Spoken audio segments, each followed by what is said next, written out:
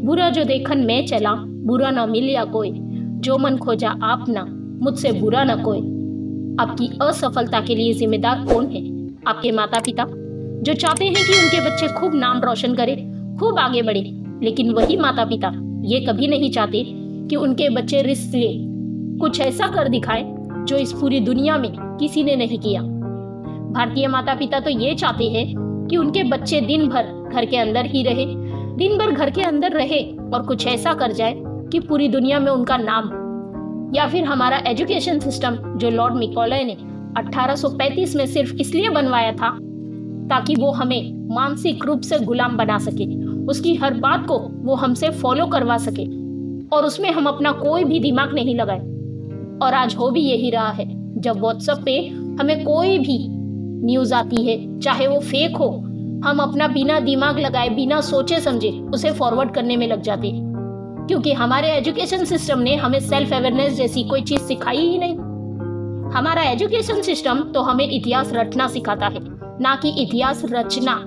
और सबसे बड़ी दुख की बात तो ये है कि जिस एजुकेशन सिस्टम में हम पढ़ते हैं, हर दिन जहाँ जाते हैं वही हमारा राष्ट्रगान जो कि जन गण मन अधिनायक जय है, हम उसे गाते तो हैं, लेकिन कई भारतीयों को उसका मतलब ही नहीं पता।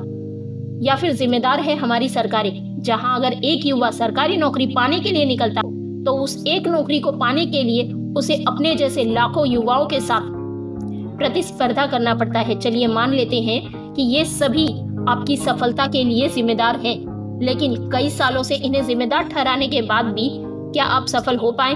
नहीं, बिल्कुल नहीं, और हो भी नहीं पाएंगे। एक 15 साल से लेकर 30 साल तक का युवा ऐसी कौन सी गलती कर रहा है जिसके कारण भारत की आजादी के 72 साल बाद भी हमारा युवा सफल नहीं हो पा रहा है? जब तक आप अपनी कमियों को नहीं पहचानेंगे और उन्हें नहीं सुधारेंगे, तब तक आप अपने जीवन में आगे नहीं बढ़ सकते। ऐसी कौन सी कमियां हैं जो आपको आज से ही सुधारनी चाहिए? पहली चीज जो आपके जीवन को बर्बाद कर रही है वो है टेक्नोलॉजी का गलत इस्तेमाल। आज कोई भी इंसान अपनी पत्नी, अपने बच्चे और अपने माता पिता से भी ज्यादा समय अपने फोन के साथ गुजारता है। चाहे काम हो या ना हो, वो दिन भर अपने फोन को देखता रहता है। ऐसा क्या है इस फोन में? हर इंसान के फोन में 5 से 6 एप्लीकेशन ऐसे होते हैं जिनमें वो दिन भर लगा रहता है और कुछ देर में वो खोलता है, फिर बंद करता है, फिर खोलता है, फिर बंद करता है। उसे ये बात अच्छे से पता है कि उसका बहुत सारा समय बर्बाद हो रहा है, लेकिन उसके बाद भी वो ये करता रहता है। दूसरा सबसे बड़ा कारण है आज की युवा का रिलेशनशिप, जो साल में मौसम की तरह कई बार बदलता है। पहले इसलिए परेशान रहते हैं कि हमारी जिंदगी में कोई नहीं है, और जब कोई आ जाता है तो इसलिए परेशान रहते हैं कि आया क्यों, और जब वो उसे छोड़कर चला जाता है तो फिर परेशान रहते हैं कि उसने हमें धोखा दे दिया। और इसी धोखे से उभरने के लिए वो अपने जीवन के कई सारे साल बर्बाद कर देते हैं। बाबू जानू सोना के चक्कर में वो भूल जाते हैं कि उनकी जिंदगी में इससे भी ज्यादा कुछ इम्पोर्टेंट है। पहले वो एक दूसरे से वादे करते हैं कि एक दूसरे के साथ रहेंगे, लेकिन फिर ना वो दोनों एक दूसरे के साथ रहते हैं और ना ही ये समय उनके साथ रहता है। तीसरा और सबसे इम्पोर्टेंट कारण है हमारे सोच में इनोवेशन का न होना। आज हम भारतीय बहुत ही फख्र के साथ कहते हैं, और होना भी चाहिए, कि हमारे सुंदर पिचाई गूगल के सीईओ है, सत्य नडेला माइक्रोसॉफ्ट के सीईओ है, इंदिरा नोई पेप्सिको की सीईओ है, और ऐसे ही बहुत सारे भारतीय विदेशी कंपनियों के लिए बहुत अच्छा कर रहे हैं। लेकिन आज हमें और हमारे देश को इस बात की जरूरत है कि हम ऐसी कंपनियों में नौकरी करने की बजाय ऐसी कंपनियां खुद खड़ी करें। लेकिन हमारे देश में तो उल्टा ही हो रहा है। फ्लिपकार्ट और पेटीएम जैसी बड़ी कंपनी बनाने के बाद भी हमने उनका मालिकाना हक विदेशी कंपनियों को दे दिया। यदि हम ध्यान लगाएं कि बड़ा नौकर बनने से अच्छा है छोटा मालिक भी बन जाए, तो हम अपने लिए और अपने देश के लिए बहुत कुछ अच्छा कर पाएंगे।